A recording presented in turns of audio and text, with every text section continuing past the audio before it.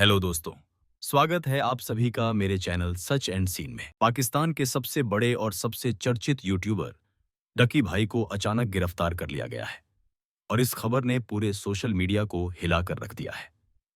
हर तरफ सिर्फ यही सवाल उठ रहा था कि आखिर क्या हुआ। क्या उनकी कोई प्राइवेट वीडियो लीक हो गई या यह गिरफ्तारी किसी बड़े षड्यंत्र का हिस्सा है। फैंस डिसबिलीफ में थे।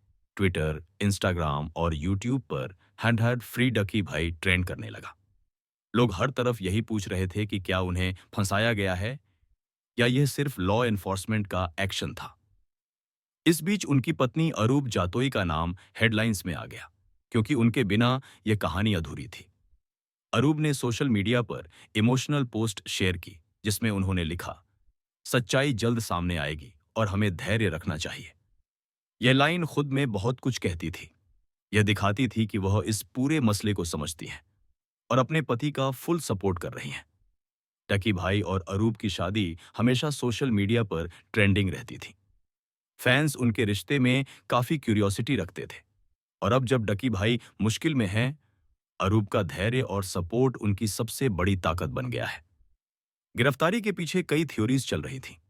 कुछ लोगों का मानना था कि यह ऑनलाइन गैम्बलिंग एप्स और स्कैम्स से जुड़ा मामला है, जिनमें डकी भाई का नाम सामने आया था। कई इन्फ्लुएंसर्स और सेलिब्रिटीज ने भी इन ऐप्स को प्रमोट किया था, लेकिन डकी भाई का इन्फ्लुएंस सबसे बड़ा था और इसी वजह से उनका नाम सबसे ज्यादा सुर्खियों में आया। एफआईए की रिपोर्ट के मुताबिक करोड़ों रुपए की ट्रांजैक्शंस इन ऐप्स के जरिए सर्कुलेट हो रही थी और कई लोगों ने कंप्लेंट्स दर्ज कराई थी। जैसे ही एक्शन लिया गया, उनकी अरेस्ट की फुटेज वायरल हो गई। क्रिटिक्स और हेटर्स मजाक उड़ा रहे थे। कह रहे थे कि देखो, जिसने सबको रोस्ट किया आज खुद रोस्ट हो गया। अरेस्ट के बाद अरूप का इमोशनल ब्रेकडाउन भी वायरल हुआ। उनकी रोती हुई वीडियोस में वह कहती दिखीं कि मेरा पति बेगुनाह है। अरेस्ट के बाद एफआईए ने बयान दिया कि इन्वेस्टिगेशन जारी है और जल्द ही और नाम सामने आएंगे। यह पूरी घटना सिर्फ डक्की भाई की नहीं थी, बल्कि पाकिस्तान की यूट्यूब और इन्फ्लुएंसर इंडस्ट्री के लिए अनप्रेसिडेंटेड थी।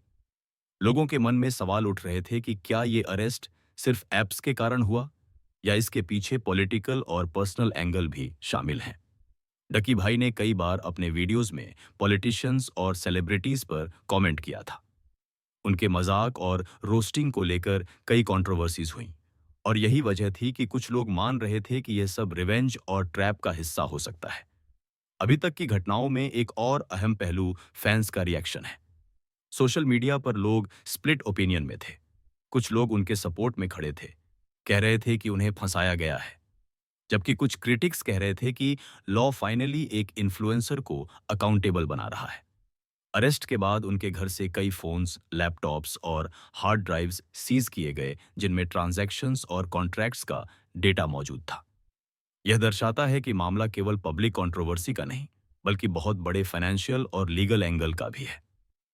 डकी भाई के करियर को देखेंगे तो ये कोई छोटा नाम नहीं है। उन्होंने लगभग शून्य से शुरुआत की थी और आज करोड़ों लोग उनके चैनल को फॉलो करते हैं। उनके रोस्ट वीडियोस और कॉमेडी कंटेंट ने उन्हें पूरे साउथ एशिया में मशहूर बना दिया।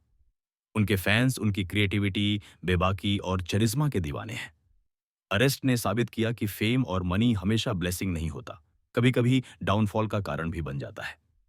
इस दौरान अरूब ने जो स्टेबिलिटी और इमोशनल सपोर्ट दिखाया, वो उनकी असली ताकत बन गई।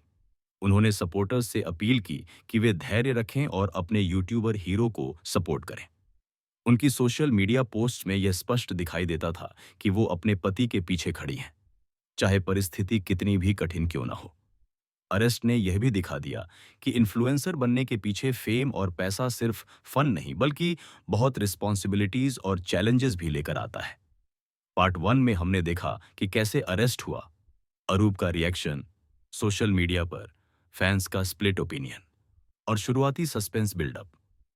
अब अगले पार्ट 2 में हम देखेंगे कि फैंस और मीडिया की फ्रेंजी किस हद तक बढ़ती है।